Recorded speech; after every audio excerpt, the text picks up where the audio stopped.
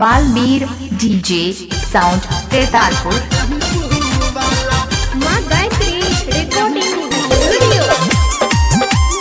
Music DJ Hariom डाली के गियरबा हमारे लयनबा तनिको नहीं डराला यारबा टेम्पू वाला डाली के गियरबा हमारे लयनबा बालमीर डीजे साउंड तेतालपुर वाला रे यारबा टेम्पू वाला आकाठी के दिलवा मुहले जाला यारबा टेम्पू वाला आकाठी के दिलवा मुहले जाला यारबा टेम्पू वाला। बालमीर डीजे साउंड तेतालपुर। अभी आप सुन रहे हैं धर्मेंद्र निर्मलिया को डीजे हरिओम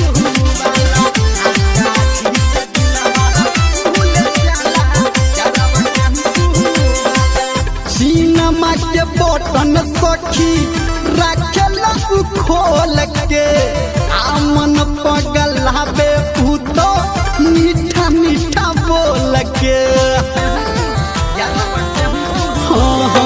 सीनमा के बटन सखी रखेला खोल के आमन पगलावे डीजे साउंड तेतालपुर। मीठा बोल के झाड़ी के झुलपी उधप आवे ए सखी हीरो से कम नहीं लागे ए सखी हीरो से उता कम नहीं लागे दुन्नू रे अखिया से मारे उलाटी तनिको नहीं डराला यारा बा टेम्पू वाला रे यारा बा टेम्पू वाला आकाठी के दिलवा उले जाला यारा बा टेम्पू वाला आकाठी के दिलवा केले जाला यारा बा टेम्पू वाला।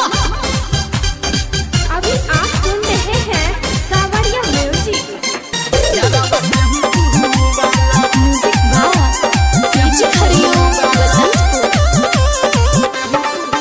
हो देहला के हाथा काठा भोरल बगूदा आसन को लजाले ना ऊ लव यू बोले सीधा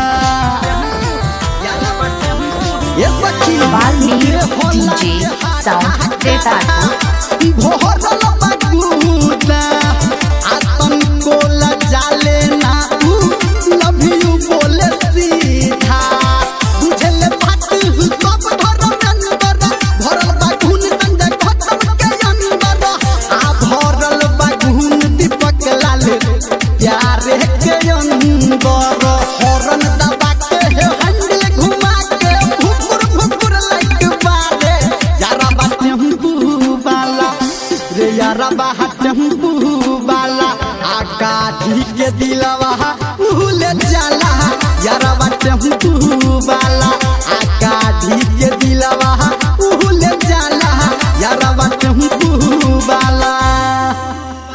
बालमीर डीजे साउंड तेतालपुर।